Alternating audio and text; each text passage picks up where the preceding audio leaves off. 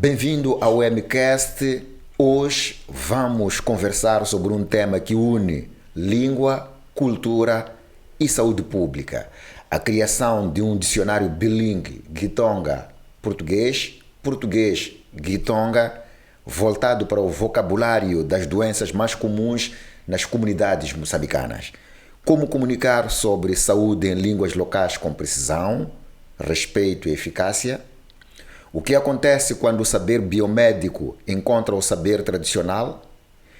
Como garantir que ninguém fique atrás por não compreender o idioma do médico?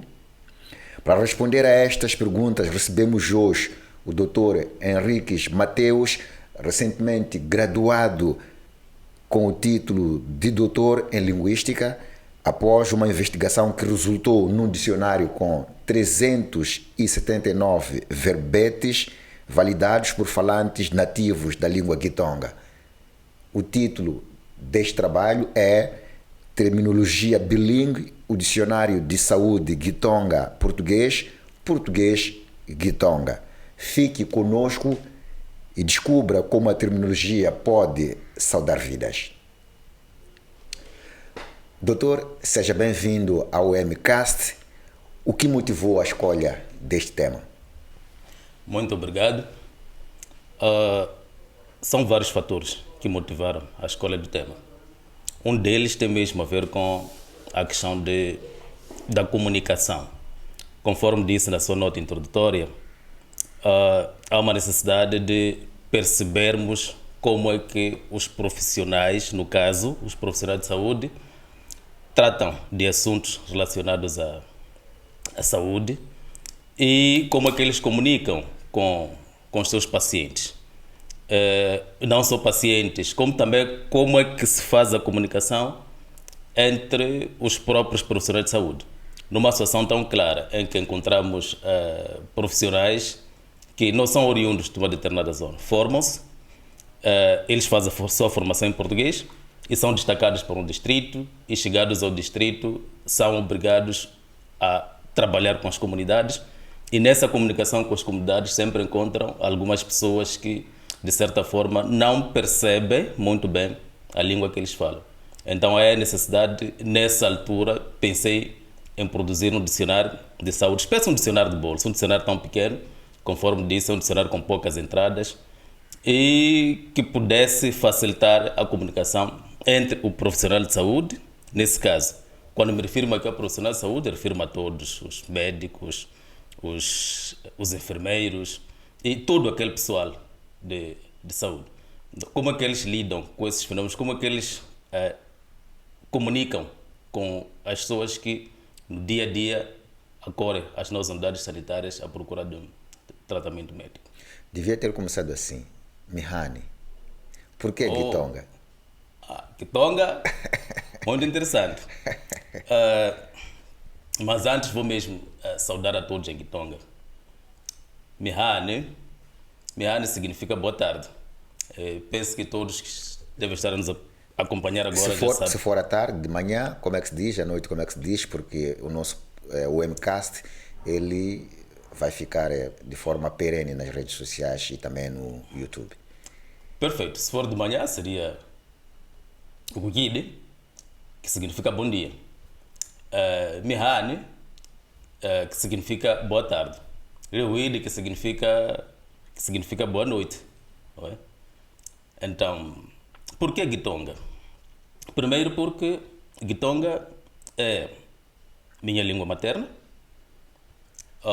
Talvez seja aqui necessário, seja importante mostrar o que é isso de língua materna. Língua materna é aquela língua, a primeira língua de contato. Quer dizer, a primeira língua que eu tive foi mesmo Gitonga, razão pela qual, quando ingressei para a Universidade de Eduardo Mondlane, na altura, no curso de ensino de línguas banto, escolhi como língua materna, quer dizer, escolhi como minha língua de trabalho Gitonga.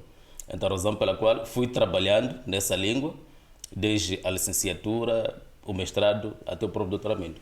E eu, como próprio, percebia que tenho uma dívida com os tongas, achei melhor produzir um dicionário, nesse caso o dicionário de saúde, que pudesse facilitar a comunicação entre os profissionais de saúde e os pacientes.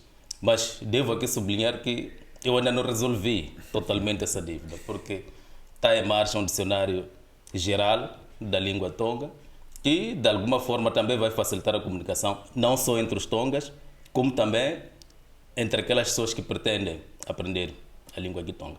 Que lacunas é que pretende suprir com este seu trabalho? Bem, o que eu pretendo suprir, penso que são questões de comunicação. Aliás, não poucas vezes nós próprios percebemos que em certas circunstâncias algumas pessoas não são percebidas, justamente porque ou a pessoa com a qual comunicam não percebe a sua língua, ou então entre eles também pode haver alguns bloqueios de comunicação. Quer dizer, eles podem falar, mas podem não comunicar. Então é nessa perspectiva que eu acho que esse trabalho é útil, não é?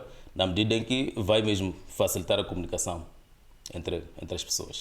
Pode mapear algumas palavras comuns que encontrou em Gitonga e depois explicou em português ou vice-versa? Perfeito. Eu até vou chamar isso de termos, já que estamos numa área de especialidade, sim. Vou chamar de termos. Isso é mais ou menos para podermos distinguir a palavra do termo, porque a palavra seria aquela palavra na língua, nós chamamos de língua geral, quer dizer, na língua no seu todo. Estamos a nível do, quer dizer, léxico de uma determinada língua. Mas depois descemos um bocadinho para termos, que são aquelas, que é aquele vocabulário de especialidade usado por um determinado grupo de profissionais. O que estou aqui a dizer?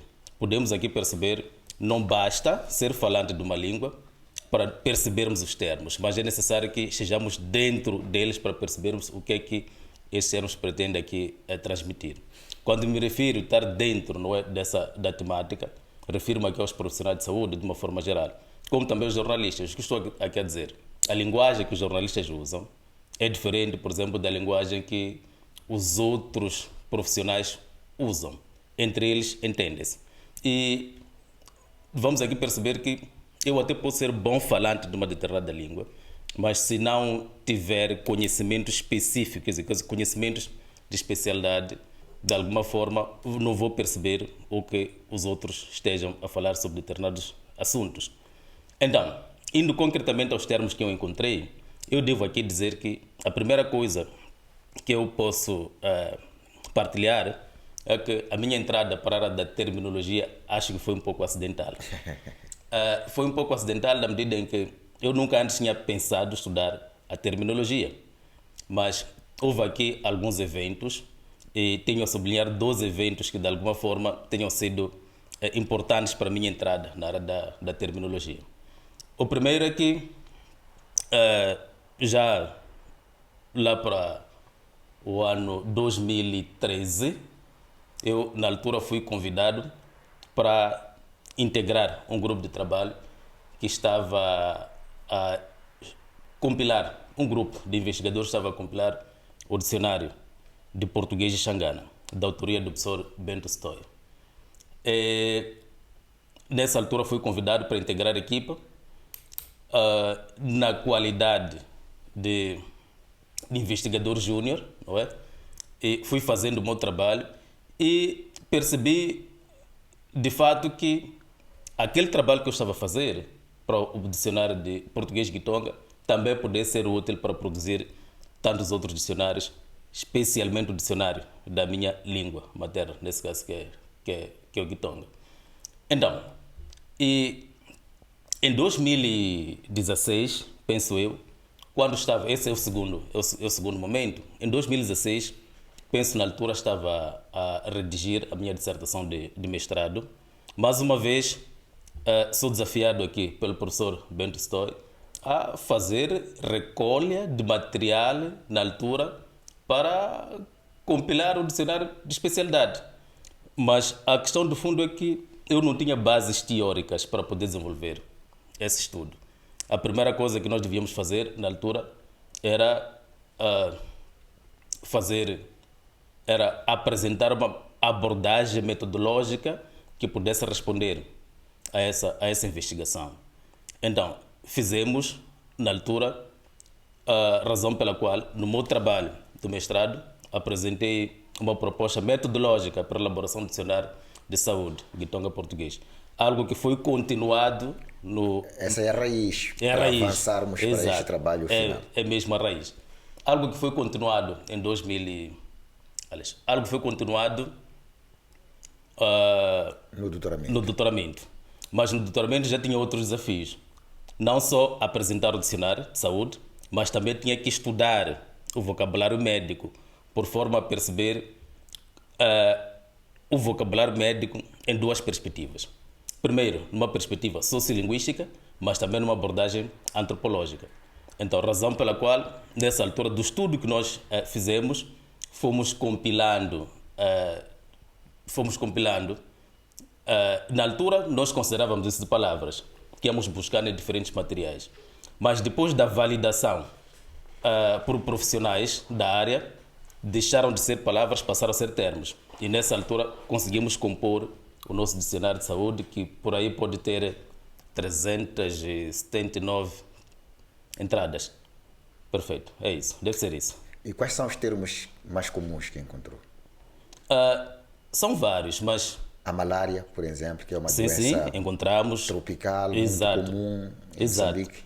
Não se pode fazer o estudo de um dicionário, sobretudo na comunidade de Tonga, sem trazer termos como malária, porque afinal de contas percebemos que malária tem sido uma doença frequente naquelas comunidades.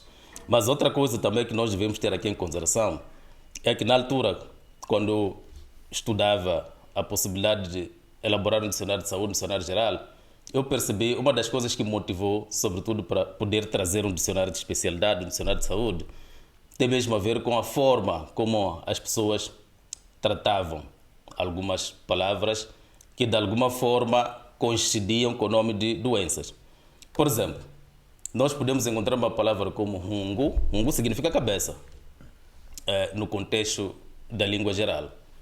Mas numa abordagem específica, nós percebemos que o rungo vai significar uma outra coisa, vai significar dor de cabeça.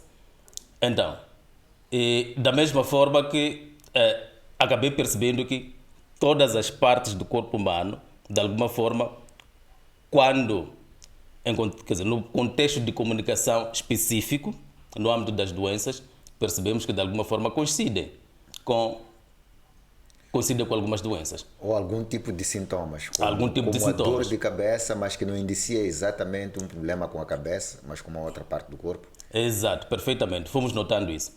E só depois de termos recolhido o material, percebemos que, por vezes, são sintomas, não chegam a ser doenças, porque há uma experiência muito interessante, não é? Que eu tive na altura. Devo aqui dizer que, quando entrei para essa área, quando pensei em produzir um dicionário de saúde, na minha imaginação pensava trazer mais ou menos um dicionário com 1.200 entradas. Mas há de verificar que das 1.200 entradas que eu pensava, só consegui 379. Por que 379? Porque há de verificar que eu havia recolhido por aí 2.000 palavras. Mas essas 2.000 palavras careciam de validação para passar a ser termos. Ou terá encontrado mais sintomas do que doenças? Ou seriam, neste caso, olha-se para doenças ou para termos médicos? Para termos médicos. Termos médicos, Exato, termos certo. médicos. Mas que esses termos médicos, de alguma forma, já que estávamos no processo de elaboração do dicionário de saúde, que podíamos colocar isso como doenças, em algum momento. Então, para dizer que no próprio dicionário de saúde que nós apresentamos, nós até chamamos mesmo de termos médicos, porque nem todos os termos que lá se encontram, de alguma forma, consubstanciam doenças. Então, voltando aqui ao que eu estava a dizer antes, dessas palavras que nós, na altura, fizemos o levantamento, eu, na qualidade de linguista, pensava que, de fato, o meu dicionário pudesse ter esse número de entradas. Mas, quando foi para o terreno, quer dizer, o processo mais difícil é o processo de validação. E como é que foi feita a validação? A validação foi feita em 2 momentos, não é? O primeiro exercício que nós fizemos é um exercício que sempre esteve presente na elaboração do dicionário, desse dicionário. O que, de alguma forma, acaba mostrando uma abordagem metodológica diferente quando comparamos com os outros trabalhos dessa área. é que nós tivemos sempre presente os donos da língua. Quer dizer, quando me refiro aos donos da língua, refiro-me aos tongas, não é? Estivemos sempre presentes com eles, fomos trabalhando com eles. Eles, de alguma forma, que iam nos dizendo que isto vale, isto não vale. Mas eles apenas são falantes da língua. Mas depois tínhamos que buscar essa informação e entregar a quem usa no seu dia a dia, nesse caso que são os profissionais de saúde. E na altura trabalhei com quatro médicos, eram médicos generalistas, não é? Hoje alguns já são especialistas. Tongas. Não necessariamente. 2 tongas, mas um na verdade é que era tonga, o outro percebia algumas palavras. E os outros 2 não eram tongas. Eram falantes de outras línguas, mas eles percebiam muito bem português. Então a razão pela qual também foi muito fundamental. Aliás, não é por acaso que o dicionário tem aí 2 componentes, que é a componente Kitonga português, mas também tem português Kitonga. Então, devo aqui frisar que essa componente português Kitonga, depois quando passamos para Kitonga português, não é o mesmo termo que é transformado, não. O que aconteceu é que tem a ver com a necessidade, tem a ver com a importância que esses termos têm para o uso daqueles profissionais. Ainda foi nessa perspectiva. Como foi? Pode partilhar aqui um exemplo concreto de termo ou conceito de saúde cuja tradução exigiu essa reflexão profunda do ponto de vista cultural? Perfeito. Foram várias situações, não é? Mas a primeira coisa que eu devo aqui dizer, aliás, foi mais ou menos aquilo que norteou o estudo, foi uma dimensão sociolinguística e antropológica. Antropológica por quê? Porque nós percebemos que no processo da elaboração da tese, percebemos que nós íamos falar sobre assuntos sensíveis, nesse caso da saúde das pessoas. Exato, saúde das pessoas. Então, por via disso, nós devíamos trazer algumas teorias antropológicas que pudessem justificar isso. E nós vamos aqui perceber que dessas teorias que nós trouxemos na altura, há 2 momentos que nós devemos aqui perceber na perspectiva antropológica. Quer dizer, numa dimensão humana, como também numa dimensão espiritual. O que estou aqui a dizer? Quando se fala sobre doenças numa dimensão humana, a ideia que aparece é que as doenças são causadas, não é? Por diferentes fenómenos, entre eles, quer dizer, conflitos, para em diante. Mas numa perspectiva espiritual, percebemos que as doenças são vistas num outro âmbito, quer dizer... Há sempre um feiticeiro. Exatamente, há sempre um feiticeiro. Então, isso foi muito importante, não é? Para nós podermos trazer essa abordagem e trazermos os conceitos da forma como nós apresentamos. Mas devemos aqui também perceber que a questão dos conceitos, da forma como nos foi apresentado, aliás, eu devo aqui dizer que sou simplesmente um linguista. Os conceitos, quem são as pessoas que nos apresentaram os conceitos? Os conceitos fomos buscar manuais de especialidade. Então, a razão pela qual em nenhum momento nós trouxemos o conceito da nossa autoria. Aliás, nem temos autonomia para fazer isso. Então, fomos trabalhando com materiais, não é? Compêndios, dicionários, leis, por aí em diante. E até trabalhamos com alguns dicionários escritos em português, que é para poder ver como é que os outros apresentam esses conceitos. Mas agora, há um processo que de alguma forma, eu, na qualidade de tonga, também de alguma forma não podia me escapar. Tem a ver com algumas traduções que nós íamos fazendo.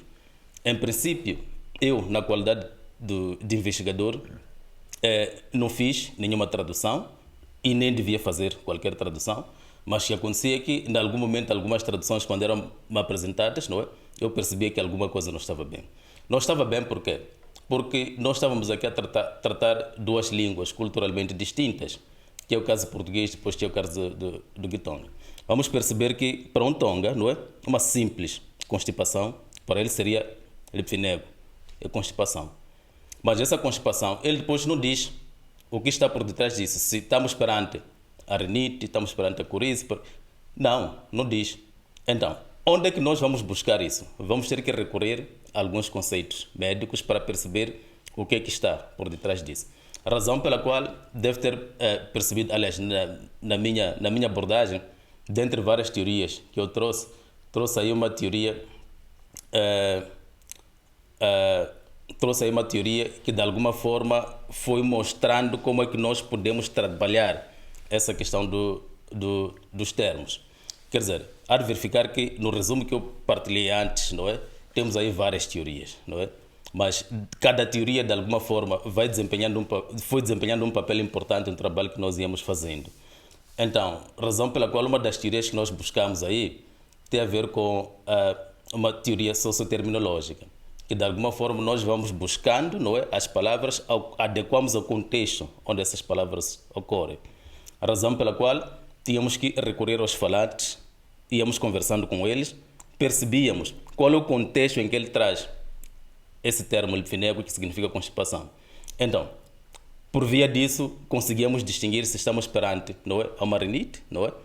Estamos perante, se calhar, a uma outra tipologia, não é, de doença que essa pessoa quisesse se referir naquele momento. Estamos diante de um trabalho profundo em que há uma perspectiva sociológica, antropológica, linguística, e por via disso pode ter surgido algum tipo de conflito, por exemplo, na transposição de um vocabulário tradicional para a linguagem biométrica. Eu, de fato, fiz essa viagem da altura de várias teorias terminológicas por forma a... Quer dizer, pensava eu na altura que estivesse a trazer um trabalho completo, mas hoje percebo que se calhar alguma coisa mais que devia ter sido feita, não é, que não foi feita na altura. Aliás, isso é natural, é normal para qualquer trabalho desta dimensão. Mas dessas teorias todas que nós aqui apresentamos, devo aqui perceber que, aliás, devo dar a entender que uma das coisas que me motivou a trazer várias teorias, eu penso que tinha a ver com a sede que nós tínhamos naquela altura. A sede, porque este trabalho do dicionário de saúde é um dicionário que mexe duas áreas, se não três, não é? Mas na perspectiva linguística, temos a perspectiva do léxico, não é? Mas também temos a perspectiva terminológica. A razão pela qual nessas duas perspectivas que eu aqui apresentei, devemos aqui perceber que o processo de construção de dicionário, como tal, estamos no âmbito da lexicografia, quer dizer, o processo da produção do dicionários. Mas nós não queríamos aqui confeccionar um dicionário geral, pretendíamos confeccionar um dicionário de especialidade.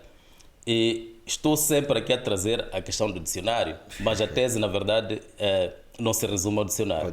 O dicionário aparece como um produto prático da tese. Um produto prático da tese, que aparece em forma de anexo, não é? Mas para produzir o dicionário, já devíamos restringir um bocadinho os nossos conhecimentos, reduzir por uma perspectiva terminográfica. Então, a razão pela qual há ter percebido aí a existência de várias teorias, não é? Que de alguma forma essas não há nenhum conflito entre elas. Cada teoria vai de alguma forma desempenhar o seu papel em função do objeto que na altura nós pretendemos investigar. E o que é que revela este trabalho sobre os modos de pensar e nomear o corpo, a doença e a cura nas comunidades de Tonga? No meu entender, penso que esse trabalho, conforme disse no início, é um trabalho que visa... É que quando falamos de doença, muitas vezes associamos a uma certa parte do corpo humano. Exato. E depois a questão é como o que revela este trabalho sobre os modos de pensar dos Tonga, nomear o corpo, a doença e a respectiva cura. Não haverá uma relação quando falamos de termos médicos, falamos dos termos e eventualmente de curas. Muitas vezes as nossas comunidades recorrem a cura tradicional, a medicamentos tradicionais para que debelem um certo mal. Sim, perfeito. Há que perceber que eu não só trabalhei com... Quando me refiro aqui a profissional de saúde, talvez tenha reduzido um bocado, não é? Mas no meu trabalho, quando me refiro a profissional de saúde, não só trabalhei com os profissionais de saúde na perspectiva convencional, mas também na perspectiva daquelas pessoas que conhecem algumas curas, quer dizer, do ponto de vista Aliás, tradicional. a comunidade Tonga recorre muito à cura tradicional, não Exato. muito à convencional. Exato, é isso. É por essa razão que no processo de validação dos termos, não é? Alguns termos, quer dizer, tiveram que ser validados, aí posso aqui chamar de uma... posso até considerar de um consórcio que nós tivemos na altura com o Instituto de Medicina Tradicional. Há envolvimento aqui da Metramo. Há envolvimento, sim, da Metramo. Os médicos que foram consultados não são apenas os convencionais, mas também os tradicionais. Não são apenas. Não são apenas. Sim, todos eles, até um simples conhecedor de plantas tradicionais também foi consultado. Então, para dizer que é um trabalho que nós achamos na altura que deve ser abrangente, não é?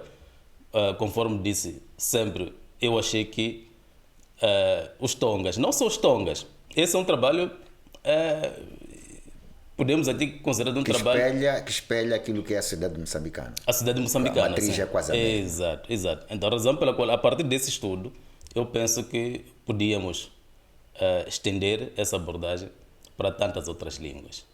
E não só numa perspectiva de saúde, mas também podíamos estender esse dicionário para diferentes áreas, não é, do conhecimento.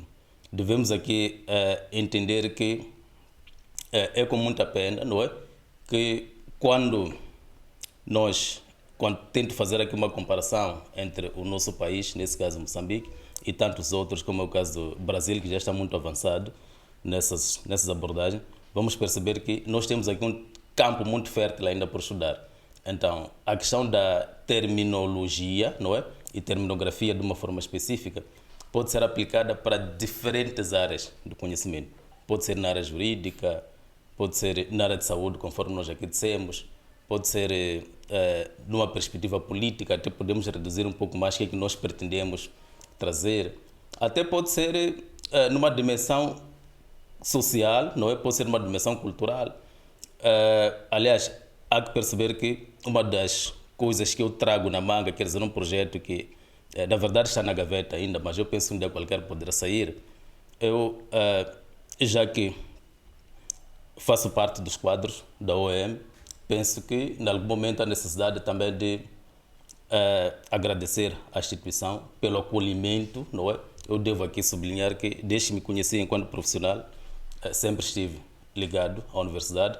Então, a razão pela qual também já pensei em trazer um estudo, não é? Em forma, quem sabe, também em forma de um dicionário, pode ser um dicionário temático que de alguma forma vai espelhar a universidade da forma como ela é. O que estou aqui a dizer? Seria espécie um guia, quer dizer, assim numa linguagem geral, vulgar, podemos pensar, espécie um guia turístico, que de alguma forma vai espelhar a universidade, as diferentes unidades orgânicas. Um guia prático. Prático e turístico, não é? Quer dizer, para alguém, por exemplo, que não conhece a universidade, poderá de alguma forma conhecer a partir desse instrumento que nós vamos aqui, que eu estou aqui a pensar. Então, para dizer que a terminologia é uma ciência que pode ser aplicada em diferentes outros conceitos. Por exemplo, eu estava aqui a pensar sobre as várias raízes utilizadas para curar doenças e os nomes das doenças. Terá encontrado alguma relação o seu estudo? Encontrei, mas eu depois percebi que uma coisa interessante, não é? Eu acabei percebendo que dessa parte, sobretudo antropológica da doença, há um capítulo na tese que nós falamos lá sobre antropologia da doença. Então, percebemos que, por vezes, não é só a raiz que vai curar a doença, mas há um ritual que está por detrás, sobretudo da pessoa que dá essa raiz, que vai, de alguma forma, curar a doença. Aliás, acabei percebendo também que não é só nessa perspectiva. Há uma situação, mesmo na perspectiva convencional. Não poucas vezes acabei percebendo do encontro que eu tinha, lá, contato que eu tinha com os meus informantes, doentes. Há alguns que de alguma forma não se sentiam confortáveis simplesmente porque foi a uma consulta e o médico não tocou nele. Então eu dizia que pronto, fui para lá, o médico não tocou, mas há situações em que o mesmo doente, não é? Quando vai para uma consulta, o médico toca nele, quer dizer, pega a cabeça, pega o par, quer dizer, aquele carinho. E a pessoa, a partir daí, se sentia-se, de alguma forma, dizia que se sentia melhor. sem necessariamente ingerir qualquer medicamento. Aqui encontra uma relação psicológica com o papel do Nhanga. Perfeito, perfeitamente, perfeitamente. Essas coisas estão interligadas. Estão interligadas. Que usos práticos prevê para este material, tanto no campo da saúde quanto na formação de tradutores e agentes comunitários? O grande desafio que eu tenho com esse instrumento, eu devo aqui dizer que o dicionário está prontinho, mas é um dicionário que precisa ser divulgado. Mas para ser divulgado, o dicionário precisa ser publicado. Então, há uma necessidade de buscarmos, primeiro, devemos buscar, quer dizer, estou aqui a pensar já desde a altura que eu achei que o dicionário estivesse pronto para ser consumido, pensar como é que eu posso fazer uma produção, não é, desse dicionário em duas perspectivas. Pode ser uma perspectiva eletrônica, não é, que se calhar seria um pouco mais baratinho, mas para tal a necessidade de buscar outros profissionais que conheçam as outras áreas. Refiro-me aqui aos técnicos de informática. Só eles é que podem fazer. Eu tenho material, só eles é que podem transformar isso num dicionário eletrônico. Mas também, se não tivermos essa possibilidade de um dicionário, podemos pensar no dicionário impresso. Existe toda uma indústria livreira que está por detrás da produção de um dicionário ou dos livros? Boa pergunta, não é? Mas o que nós devemos aqui perceber, em função das experiências, é muito mais fácil neste país financiar um espetáculo, não é? Do que se financiar uma obra de extrema utilidade. Sim, de extrema utilidade. Então, para dizer que, primeiro, as editoras as editoras estão a fazer negócio. Então, porque estão a fazer negócio, devem produzir alguma coisa que lhes possa render. Então, a razão pela qual nós estamos a tentar, estamos no processo de... Estamos a desenvolver algumas conversas, não é? Com algumas editoras, por forma que esse material tenha a utilidade que nós esperamos. Que contribuições a obra pode trazer para o diálogo entre o saber biomédico e o conhecimento local? Primeiro que devo dizer é que é uma obra que foi produzida tendo em conta os saberes locais. Que de alguma forma acabamos fazendo uma interligação com esse conhecimento biomédico. Então, a utilidade que essa obra poderá trazer, que eu sempre achei, não é? É que essa obra não vai trazer nada menos, nada mais do que permitir facilitar a comunicação entre os diferentes profissionais. Mas a outra coisa que nós também devemos aqui perceber essa obra não só vai ser útil nessa dimensão, mas também vai ser útil para qualquer indivíduo que queira conhecer a realidade dos Tongas. Também pode ser útil nessa perspectiva. Mas também essa obra pode ser útil para os nossos estudantes a nível dos cursos de graduação. Temos aqui um curso de ensino de línguas banto e eles têm uma disciplina lá de terminologia, eles precisam desse material. Mas também essa obra pode ser útil para diferentes outros cursos que têm a disciplina de linguística banto nas diferentes unidades orgânicas, refiro-me à ECA, à educação, que de alguma forma também pode ser útil em função dos aspectos metodológicos que nortearam a produção dessa obra. No campo médico? No campo médico... Falávamos aqui no introito que é muito complicado quando o médico não percebe as minhas dores, porque há uma barreira linguística aqui. Exato. No campo médico, devo aqui trazer uma experiência antes, para nós podermos aqui entender melhor o que é que isso poderá... Eu, em 2016, quando na altura estava ainda a organizar estava ainda a produzir uma metodologia que pudesse dar espaço à produção dessa obra. Entrevistei um médico congolês no Hospital Central do Maputo. Ele não falava o Kitonga, mas entendia o português, quer dizer, falava português. Ele falava muito bem a sua língua local. Nessa interação que nós tivemos, fui fazendo algumas perguntas, porque eu tinha um guião de perguntas, mas ele depois fez uma pergunta: olha, o que é que tu pretendes produzir? Eu, na altura, disse: não, eu pretendo produzir um dicionário de saúde que pudesse envolver uma língua banto-moçambicana e o português. É engraçado. Ele, na altura, fez uma pergunta. Vais conseguir?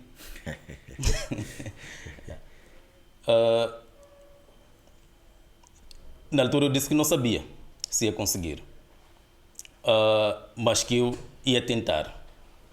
Ele depois disse uma coisa, trouxe a experiência do seu país, porque no seu país, quer dizer, a forma como nós tratamos a língua em Moçambique é um pouco diferente da forma como eles tratam no país deles, aliás, e tantas outras experiências. Ele disse que esse trabalho que pretendes fazer é um trabalho muito importante. Aliás, os congoleses já tinham na altura essa experiência, em que conseguiam produzir materiais locais, quer dizer, a parte desses materiais locais que pudessem facilitar a interação entre os diferentes profissionais. Então, nessa altura, eu disse para mim que estava no bom caminho. E a outra pergunta que eu fiz na altura a ele, já no âmbito da nossa conversa, eu quis perceber dele como é que ele, na condição de congolês, está no Hospital Central e percebe exato. As dores dos moçambicanos. Uma das coisas que ele disse é que há situações em que ele próprio também fica bloqueado. E quando fica bloqueado, há algumas coisas que ele recorre, quer dizer, há algumas situações que ele deve se socorrer delas para poder ultrapassar certos fenômenos.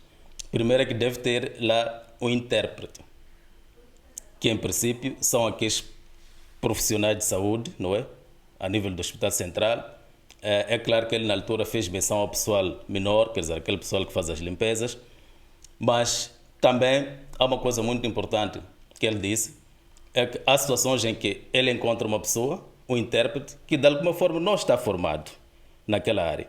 Então acaba havendo aqui algum problema de comunicação entre ele e o intérprete, ou que de alguma forma, se calhar também podia perigar, não é? Resultava num mau diagnóstico. Exatamente, da sim. Então, por via disso, o que ele disse é que uma outra perspectiva que ele adotava, e que todos os outros médicos adotam, tem a ver com exames psicotécnicos, não é? Ele ia percebendo, quer dizer, a partir de algumas características que o paciente, não é, apresentava, ele tentava de alguma forma fazer esses diagnósticos. Então, para dizer que nesse nosso trabalho, em função das experiências, quer dizer, tentamos conjugar tudo isso para... Percebi ao longo da nossa conversa que existe uma intenção de transformar esta experiência em outras línguas, de transportar esta experiência para outras línguas faladas aqui em Moçambique. Que desafios é que isso implicaria? O primeiro grande desafio tem a ver mesmo com a formação de recursos humanos. Aliás, um dos aspectos que eu acho que pode ser importante, sobretudo numa perspectiva nossa moçambicana, que o terreno está tão fértil, seria constituir um grupo de estudos. E esse grupo de estudos não seria restringido apenas a linguistas, não. Como também profissionais de tantas outras áreas, porque afinal de contas o que nós pretendemos fazer são trabalhos práticos, e trabalhos práticos que envolvem todas as áreas de conhecimento. A questão de saúde foi ponto de partida, conforme disse, podia trazer tantas outras áreas, mas para tal é necessário que tenhamos um grupo de estudos robustos, não é? Em que tenhamos lá linguistas, tenhamos lá especialistas das áreas de domínio, que de certa forma possam ajudar a produção desses diferentes materiais. E desde já também podia lhe convidar a fazer parte, não é? desse grupo. Como comunicador. Não só como comunicador, mas se calhar podíamos, quem sabe, trazer... Vamos aqui perceber, há uma experiência, a primeira coisa, quando alguém se dirige, não é, para uma entrevista dessa natureza, há sempre aquele medo, o que é que os jornalistas vão me perguntar?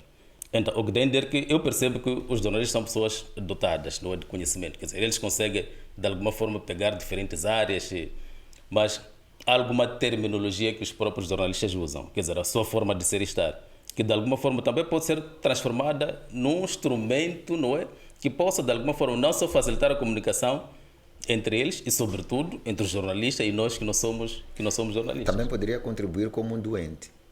Sem problemas. De uma língua moçambicana.